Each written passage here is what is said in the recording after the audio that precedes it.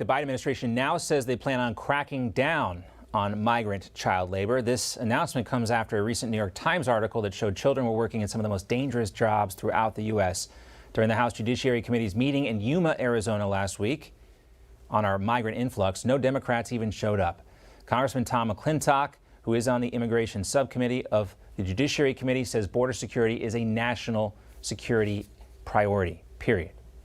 Congressman McClintock is joining us now to talk more about border security. Great to see you again, Congressman. Good to be back. Thanks for having me.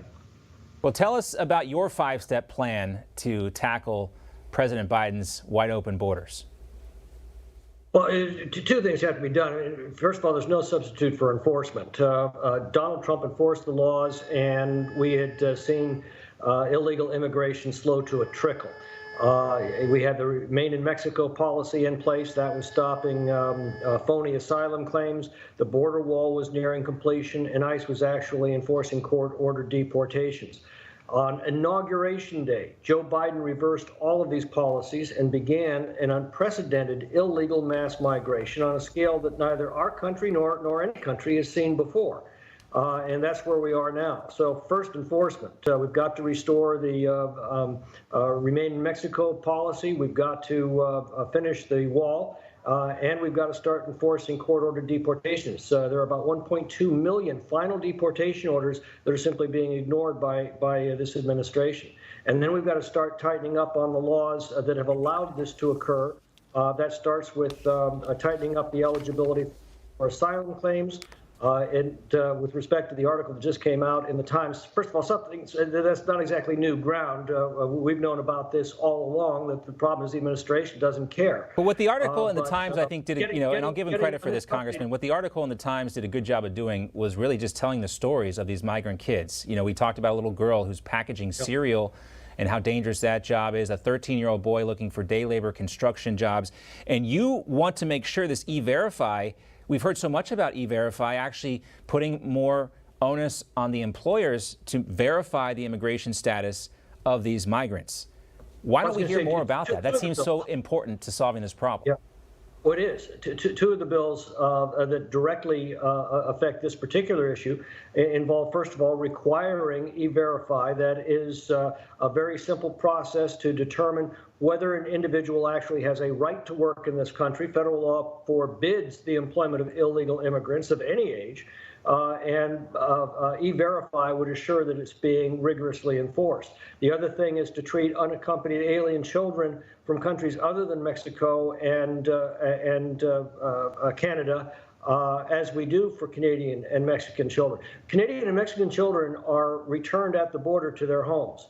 But if they're not from Canada or Mexico, they're admitted into this country without even lifting a finger to try to get them safely home to their own countries. Yeah.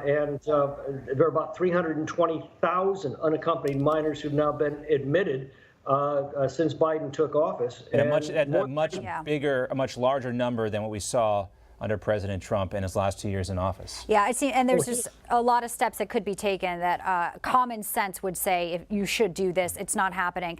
Congressman, before we let you go, we want to talk about the big report that broke talking about how there was the State Department backing these disinformation groups that were basically blacklisting conservative news outlets. They were pressuring advertising companies to punish websites that boosted the COVID lab leak theory, which now we know is actually credible and is connected, according to the Department of Energy here. We saw doctors like Bhattacharya. Now Congress says they want to hear from him. Millions of people lost their businesses. Others lost loved ones here. There's no accountability. And the wider conversation, too, is censorship when it comes to conservative voices. Newsmax, OAN, both dropped by DirecTV. We know Congress is planning to address this, but would like to ask you personally, when do you think we'll see some hearings on this so there's some action and accountability, especially when it comes to a major company like DirecTV having the authority just to boot the fourth largest cable network? Well, when we talk about threats to democracy, the threat to free speech is central to perpetuating a democracy. You've got to be able to share your views with others. That's how we test facts. We test opinions. Is a rigorous debate.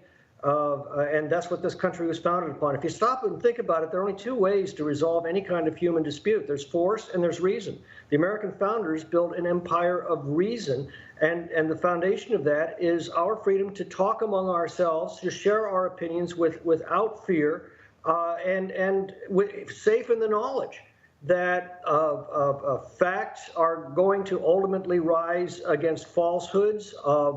Folly is going to fall to sound opinions, and as Lincoln put it, the gentle angels of our nature will prevail over hatred. Well, we're looking for the hearings. They can't do that. You can't do that if any speech is being censored, and that's what's going on right now, and that's absolutely fatal to democracy. Congressman, are we going to see these hearings anytime soon? Have you heard anything about a set time and place? I know there's a lot of interest in proceeding with this, so I think it'll be sooner than later. Sooner than later. We'll take it. We'll take that. Congressman Tom McClintock from California, thank you, sir. Thank you. Thank you.